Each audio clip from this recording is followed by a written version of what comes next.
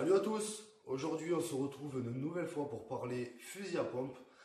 Donc on reste sur du Remington, mais cette fois-ci ce ne sera pas le 870, mais ce sera un modèle peu courant, le 887 Nitro Magnum Tactical.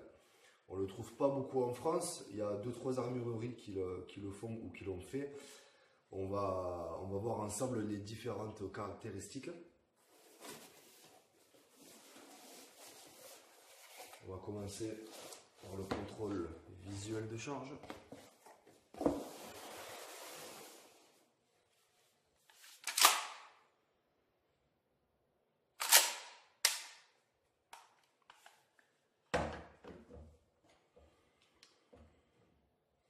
Donc voilà la bête, le modèle 887 Nitro Magnum Tactical.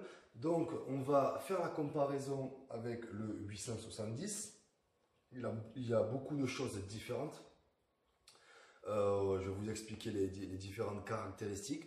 Donc celui-ci, je l'ai acheté il y a environ 1 an et demi, 2 ans par internet à l'armurerie Poison. Donc c'est un catégorie C, c'est un canon rayé, un canon de 47 cm. Je rappelle que c'est la longueur minimale en France pour un catégorie C. Si vous voulez un fusil à pompe plus court, il faudra passer sur une catégorie B. Donc il vous faudra une détention. Sachez que ce modèle existe également en catégorie B avec une détention. Mais à part le prix qui est plus intéressant, je trouve ça dommage d'acheter un fusil à pompe en canon lisse. Et en catégorie B, vous perdez une détention. C'est un peu bête, mais je respecte. Chacun a son choix et donc chacun fait ce qu'il veut.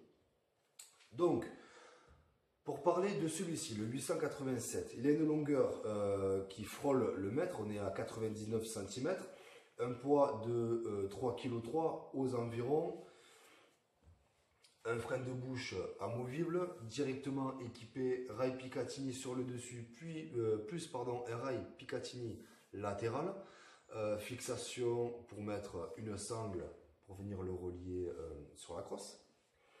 Donc il est entièrement revêtu en polymère, ce qui peut être intéressant selon vos régions si vous faites du tir sportif sous la pluie ou s'il fait vraiment très humide dans votre région. Donc vous n'aurez aucun souci avec celui-ci, tout en respectant bien sûr le graissage régulier de l'arme. Vous pouvez tirer sous la pluie, vous n'aurez pas de point de rouille sur votre revêtement puisqu'il est en polymère. Donc ça c'est un bon point. Également le pontet bien sûr comme sur le 870 qui est en plastique. Alors à savoir que sur ce modèle là, ceci est la crosse d'origine, elle n'est pas du tout interchangeable. Vous ne pouvez pas changer de crosse standard ou même de mettre de crosse tactique. Ils n'ont pas encore créé, ou ils n'ont pas voulu le faire, ils n'ont pas créé d'adaptation spécifique pour ce modèle là. Donc on le retrouve énormément sur le 870, on peut faire ce qu'on veut dessus. Malheureusement sur celui-ci, on est freiné, on ne peut pas changer la crosse. Donc c'est un petit peu le point négatif de cette arme là. Mais bon, ce n'est qu'un détail. Personnellement, cette crosse là est vraiment parfaite pour le tir de fusil à pompe. Pour du tir basique en stand, le caoutchouc vous permet d'amortir le choc. Et je peux vous dire que vous sentez vraiment la différence contrairement au 870 avec la crosse tactique par exemple. Donc très bon point. Tout le mécanisme est en aluminium, contrairement au 870 où lui était en acier. Voir avec le temps sur la durée, logiquement la qualité doit être au rendez-vous. C'est quand même Remington, je dirais, ils sont en tête d'affiche depuis des années sur leur fusil à pompe, même s'il y a beaucoup de belles concurrences. Donc celui-ci, point très intéressant, puisque son magasin avec la rallonge directement intégrée est un 7 plus 1 dans la chambre.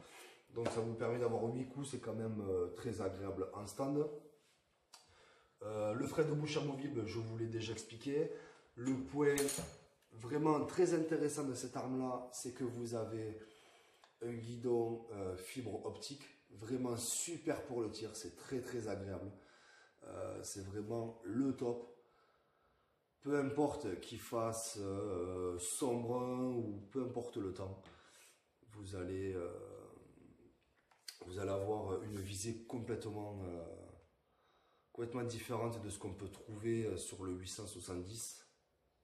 Moi sur le mien j'ai un grain d'orge, donc c'est vrai que ça change totalement.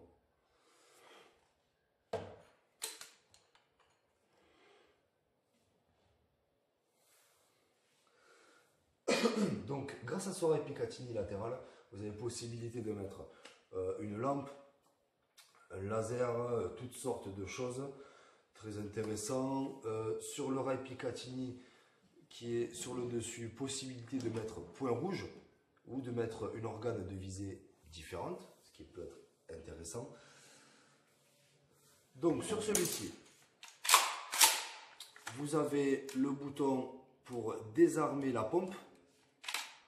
Alors, c'est un petit peu mal fait puisque ça arrive pas loin du doigt. C'est pour ça que je mets mon doigt assez haut. Si vous avez des gros doigts et que vous mettez le doigt un peu plus bas, vous risquez de vous coincer le doigt. Ça m'est jamais arrivé. Mais voilà. Vu que la pompe est un petit peu plus longue que le 870, possibilité de se coincer le doigt malheureusement.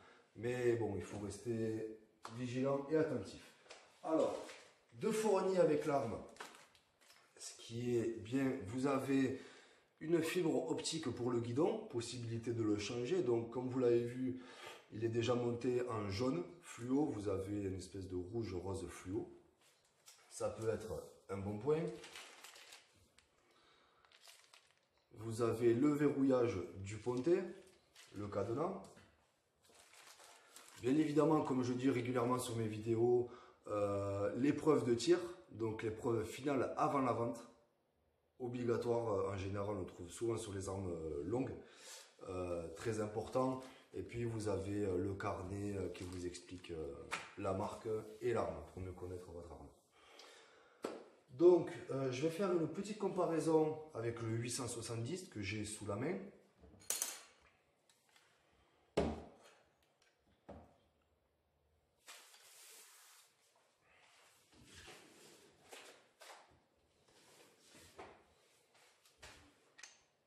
Contrôle de charge.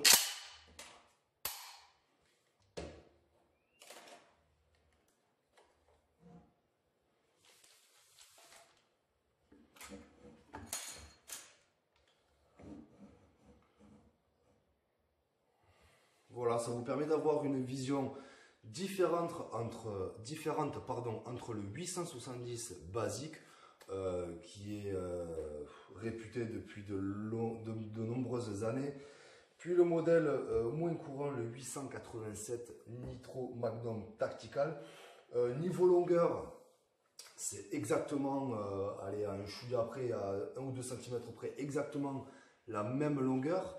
On voit que le 887 a un look plus gros, il est plus épais, la pompe est plus longue, contrairement au 870. Donc sur celui-ci, c'est moi qui ai rajouté la rallonge, j'avais fait la vidéo de présentation.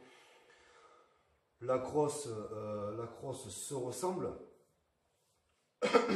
Pardon, la crosse se ressemble. On voit que le mécanisme est totalement différent. Celui-ci est en acier, celui-ci est en aluminium. Totalement différent. Je le rappelle encore une fois, à voir sur la longue durée, est-ce que ça sera aussi bien efficace? Je ne vous rappelle pas qu'il faut quand même bien respecter le graissage de l'arme, bien le lubrifier, bien le nettoyer à chaque fois. Ça vous permettra de conserver votre arme dans le temps. Voilà. Donc voilà pour une approche différente. Celui-ci en terrain humide sera plus sensible aux impacts, au point de rouille. Donc bien traité, bien séché à chaque fois si vous tirez sous la pluie ou vous êtes dans une région humide. Celui-ci, vous craignez rien, mais toujours respecter le mécanisme. Puis bien graisser aussi tout ce qui est frein de bouche et rallonge. Et puis tout le reste, c'est du polymère, donc vous pouvez y aller les yeux fermés. Voilà, je pense qu'il n'y a pas grand chose à rajouter sur ce 887 Nitro Magnum Tactical, pardon. Ce n'est qu'une question de choix. Sachez que les deux sont en catégorie C. Le 887 sera plus cher que le 870. Allez savoir pourquoi. Certes, il est déjà équipé, équipé de rails Picatinny, de freins de bouche, la rallonge déjà installée. Donc peut-être que l'un dans l'autre, si vous faites la différence entre le 870 et si vous l'équipez, de rallonge, etc., peut-être que vous allez revenir à peu près au même prix que le 887. Mais à retenir, je le rappelle, que la crosse n'est pas interchangeable sur le 887. Voilà pour cette petite vidéo de présentation. J'espère que ça vous aura permis d'avoir un œil différent sur les modèles Remington en fusil à pompe. Il y a plein de choix et de très bonnes marques derrière. Donc surtout, je le rappelle encore et encore, le plus important, c'est de se faire plaisir. Merci d'avoir regardé cette petite vidéo. Profitez du soleil. Ici, on est dans le sud, il y a du soleil. Profitez de votre stand de tir. Je vous dis à bientôt et bon tir.